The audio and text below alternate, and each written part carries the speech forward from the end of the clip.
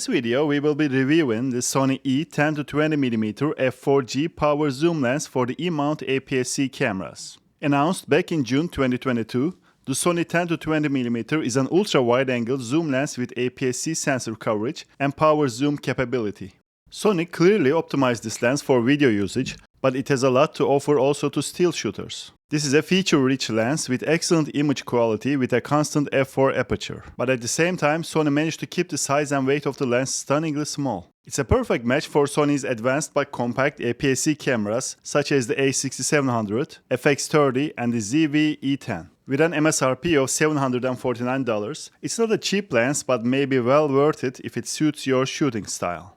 This is a G-class lens which stands one level below the GM class, but still built to higher standards than the average lens, both physically and optically. The lens body is plastic and the camera mount is metal. It's very well made and I can't find any problem with the build quality. The petal-shaped lens hood is made of plastic, very small and lightweight. It can be attached in reverse for storage, but it blocks both the focus ring and the zoom ring in this position. The lens hood is selling for $39 if you buy it separately. The 10-20 is weather sealed as all the other G-class lenses. There is a gasket around the camera mount, but I couldn't find any other information about the placements of the seals in the lens. Despite the minuscule size, Sony managed to put some external controls on the lens. Being a power zoom lens, there's obviously a zoom rocker on it. This rocker lets you zoom in and out with the 3 different speeds, depending on how far you push the switch from the center position. There's an AF/MF switch that is placed close to the bottom of the lens. It's hard to see the switch in normal use, but in time your muscle memory kicks in and finds it without having to look for it. There's also a focus hold button that can be programmed from the camera menus in order to execute different functions. The AF/MF switch and the focus hold button are quite small, but considering the overall size of the lens, I can't complain much about this. The zoom and focus rings are some of the thinnest I have ever seen in an APS-C lens, and they are pretty close to each other. If you have fat fingers like me, you may experience some difficulty in not touching both rings at the same time, but you will eventually get used to it. This lens has many similarities to another lens that I have reviewed recently, the Sony 16-35mm f4G power zoom with full-frame sensor coverage. They are both power zooms and have constant f4 aperture. The 10-20mm in APS-C corresponds to 15-30mm in full-frame world, but the size and weight difference is huge.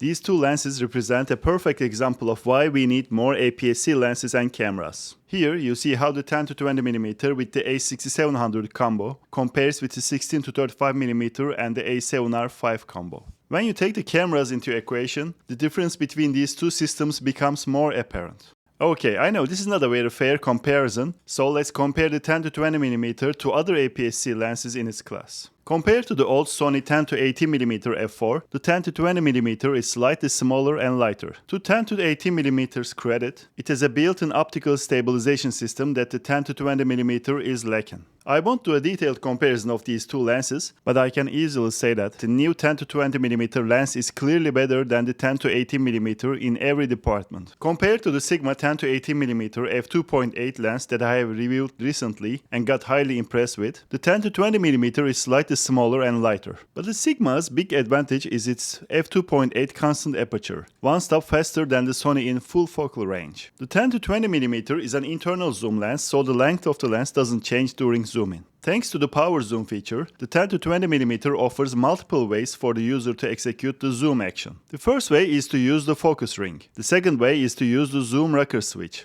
This is more precise and consistent than using the zoom ring. The third way is to assign a button on the camera for the zoom in function. You can set the speed for both standby and recording modes. I set the standby speed to a high value and the recording speed to a low value.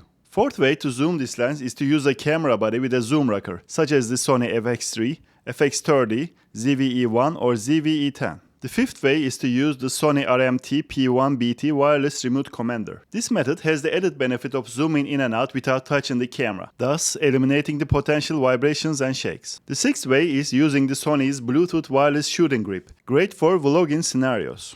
And finally, the seventh way is to zoom remotely from Sony's Creator app for iOS and Android mobile devices. In addition, the total zoom range of the lens can be set from the camera menus, and there are 3 options. First option is to use the optical zoom only. Second option is the clear image zoom for video.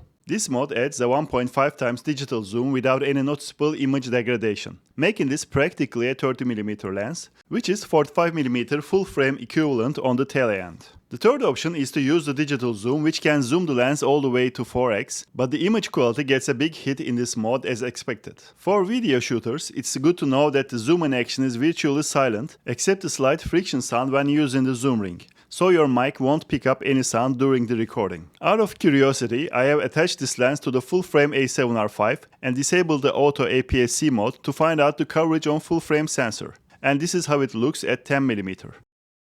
Focusing is by wire and AF is driven by dual linear focus motor.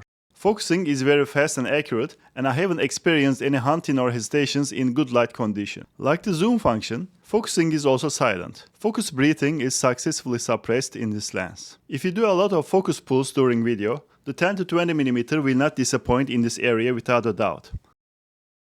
The lens has a max magnification of 0.18x with manual focus. If you choose to use AF, the max magnification goes down to 0.14x only. This is not the best lens for close-up shots, to be honest. In comparison, the Sigma 10 to 18mm f2.8 and Tamron 11 to 20mm f2.8 both have a max magnification of 0.25x, which may be a better option if the close-up capability is very important for your shooting type. The optical structure consists of 11 elements in 8 groups. 3 of these elements are aspherical, 2 are ED, and 1 is an ED aspherical. Aberrations are well controlled in this lens. In real-life scenarios, it's hard to see any distracting aberrations unless you overexpose backlit scenes, or examine your photos under very high magnification, or print photos extra large.